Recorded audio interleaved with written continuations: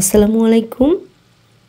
এই মুহূর্তে যেখান থেকে আমার এই ভিডিওটি দেখছেন আপনাদের সবার জন্য অনেক অনেক শুভকামনা এবং শুভেচ্ছা রইল।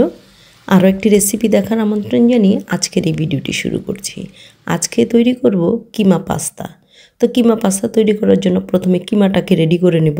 সেজন্য একটা কড়াই বসিয়ে দিলাম। কড়াইয়ের মধ্যে আমি তেল দিয়ে দিলাম। তেলটা যখন গরম হয়ে যাবে এখানে আমি 1 টেবিল স্পুন পরিমাণে রসুন কুচি দিয়েছি। রসুন কুচিটা আমি 10 থেকে 12 সেকেন্ড একটু ফ্রাই করে নেব। তারপরে এখানে পেঁয়াজ কুচি অ্যাড করলাম। এখানে আমি হাফ কাপ পরিমাণে পেঁয়াজ কুচি দেব, কারণ কিমা যতটুকু পরিমাণের হবে সেই অনুপাতে কিন্তু আপনাকে পেঁয়াজ ব্যবহার করতে হবে। লবণ দিয়ে দিচ্ছি 2 টিস্পুন পরিমাণ। যেহেতু এখানে আমার আজকে যে কিমাটা ব্যবহার করব এটা হাফ কিলো থেকে একটু বেশি আছে, আমি 2 কোয়া পর্যন্ত এখানে 2 স্কুপ আদা রসুন পেস্ট দিয়ে দিলাম। যেহেতু এটা ফ্রোজেন ছিল তো 2 কুপ হবে আপনার 2 টেবিল স্পুন বা 1.5 টেবিল স্পুন। যেহেতু এটাতে আইস আছে আসলে ওইভাবে পরিমাপটা বোঝানো যায় না। তো এগুলো দিয়ে এগুলো যখন একটু ব্রাউন হয়ে যাবে একটু ফ্রাই করে নিতে হবে আদা রসুনের যে কাঁচা স্মেলটা যাওয়া পর্যন্ত। এটা ফ্রাই হয়ে গেলে এখানে আমি পাউডার মশলা ব্যবহার করেছি। পাউডার মশলা এখানে আমি মরিচের পাউডার দিয়ে দিয়েছি 1.5 টিস্পুন, আর দিয়ে দিলাম হলুদ হাফ টিস্পুন, ধনিয়া দিয়েছি 1.5 টিস্পুন, জিরাও দিয়েছি 1.5 টিস্পুন, আর আমি এখানে গরম মশলা ব্যবহার করেছি 1 টিস্পুন, আর ব্ল্যাক পেপার ব্যবহার করেছি 1 টিস্পুন। যেহেতু কিমা চিকেনের, তো সেই ক্ষেত্রে আপনাকে গরম মশলা তো ব্যবহার করতেই হবে। এগুলো আসলে আমি একটু পানি দিয়ে মশলাটাকে কষানো হয়ে গেলে এখন আমি কিমা দিয়ে দিলাম। এখানে আমি চিকেন কিমা ব্যবহার করেছি, আপনারা চাইলে মিট কিমা ব্যবহার করতে পারেন। কিমা দিয়ে মশলার সাথে ভালো করে মিক্স করে লিড বন্ধ করে আমি কিছু সময় এটাকে রান্না করব।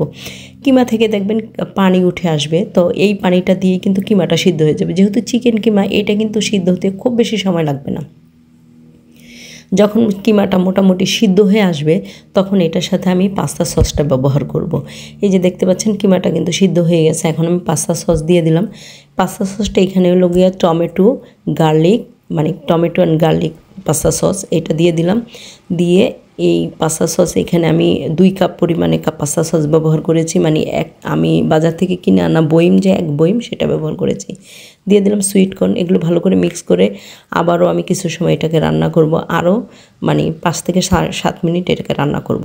রান্না করা হয়ে গেলে দেখবেন উপরে একদম তেলটা ভেসে আসছে, তার মানে এখন আমার কিমাটা কিন্তু রান্না হয়ে গিয়েছে। এখন আমি ফ্রেশ ধনিয়া পাতা দিয়ে দিচ্ছি ফ্লেভারের জন্য। এগুলো এখন এই তো নেড়ে চেড়ে উঠিয়ে ফেলবো। কিমাটা কিন্তু রেডি হয়ে গিয়েছে।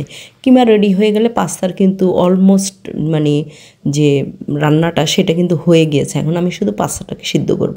সেজন্য একটা পাতিলের মধ্যে আমি গরম পানি বসিয়ে দিয়েছি। এখন যে পানিটা যখন বলক চলে আসবে তখন এখানে আমি দিয়ে দিচ্ছি লবণ। যেহেতু পাস্তা সিদ্ধ করার সময় লবণ লাগবে, না হলে তো আবার খেতে ভালো লাগবে না। আর দিয়ে দিলাম তেলটা দিলাম এই জন্য যাতে করে পাস্তাগুলো একটার সাথে একটা লেগে না যায়। এই তো এখন নেড়ে চেড়ে কিছু সময় অপেক্ষা করব পাস্তাগুলো সিদ্ধ হওয়ার জন্য। যখন পাস্তাগুলো সিদ্ধ হয়ে যাবে পানিটা ড্রেনেজ করে পরিবেশনের পালা। আপনারা চাইলে কিমার সাথে পাস্তাটা মিক্স করে পরিবেশন করতে পারেন, অথবা আমি যেভাবে পরিবেশন করেছি ওইভাবেও করতে পারেন। আমি আমার সুবিধার জন্য আমার মতো করে পরিবেশন করলাম। আপনারা অবশ্যই আপনাদের সুবিধা অনুযায়ী পরিবেশন করবেন। পরিবেশনটা আসলে তেমন কোনো বিষয় না। কিমা এবং পাস্তা আপনি কীভাবে রান্না করলেন সেটাই আসলে মূল রান্নার বিষয়। তো এই ছিল আজকের ভিডিও। আমি চেষ্টা করেছি কীভাবে সহজেই কিমা পাস্তা তৈরি করতে পারেন সেটা দেখানোর।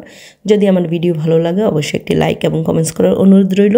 আর যারা এখনও আমার চ্যানেলটি সাবস্ক্রাইব করেননি সাবস্ক্রাইব করার অনুরোধ রইল। ইনশাল্লাহ দেখা হবে নতুন কোনো রেসিপিতে।